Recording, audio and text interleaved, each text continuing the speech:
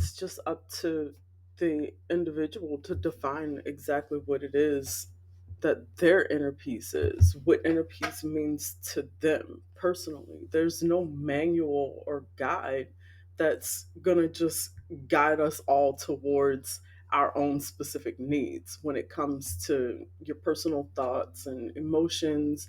Wherever you feel comfortable, we can read all the books, watch the videos like this one to find a baseline or starting point. But essentially, it's up to you to explore what it is that you need for yourself, or what internal peace means specifically for you. Is it like someplace where you call your sanctuary, or where you come home from a stressful day to find safety and security and peace of mind away from the hustle and bustle of the outside world? Or maybe your internal peace is a place where you can just kick back and be your eclectic self, not having to worry about donning the mask that you wear all day, or all of the hats of responsibility in order to get through specific goals accomplished, or just to simply fit in with the people around you.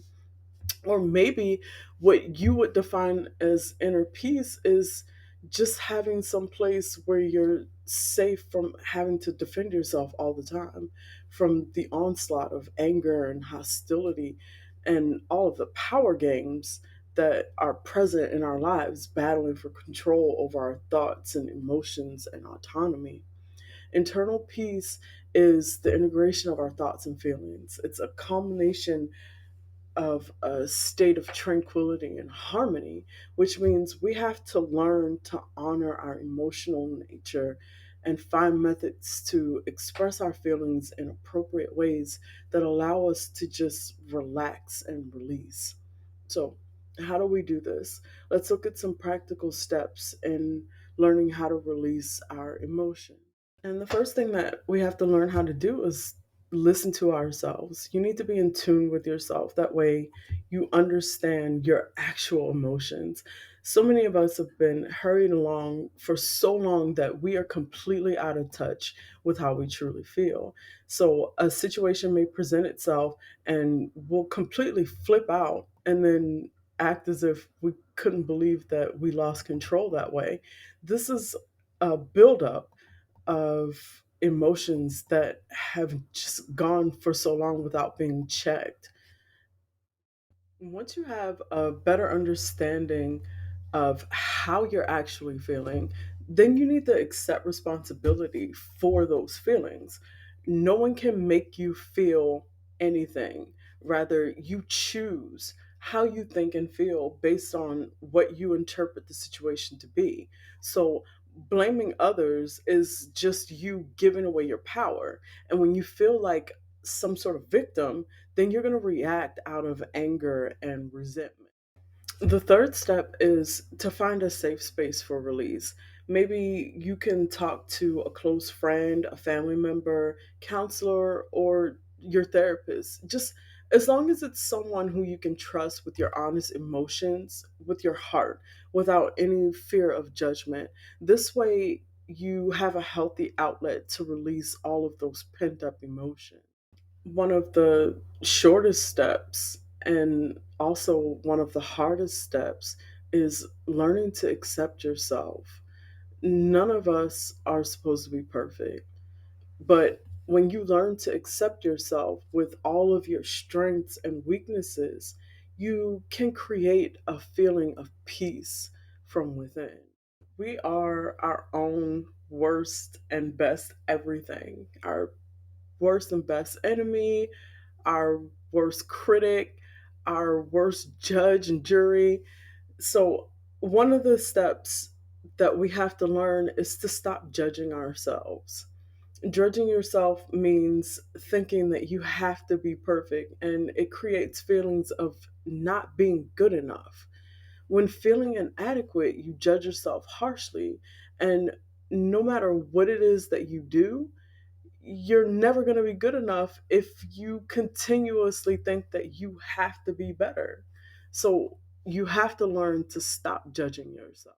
The sixth step Learn how to let go of the past. The past is over, and you did the best you could with what you knew at the time and with whatever resources you had at your fingertips. If the past invokes memories of painful experiences for you, release the memories and find forgiveness for yourself and maybe other people if that's what's going to help you. This doesn't mean that you condone the behaviors. It just means that you release the memories and feelings so that you can find your own inner peace and your own healing, your own safe space for your mental health. I always tell people that I don't forgive and forget. I let go and remember so that it doesn't happen again, but I'm not going to dwell in it. So I let go of the past, but I will never forget what happened in the past. That way, I don't make those same mistakes over again and recreate those horrible emotions that I had.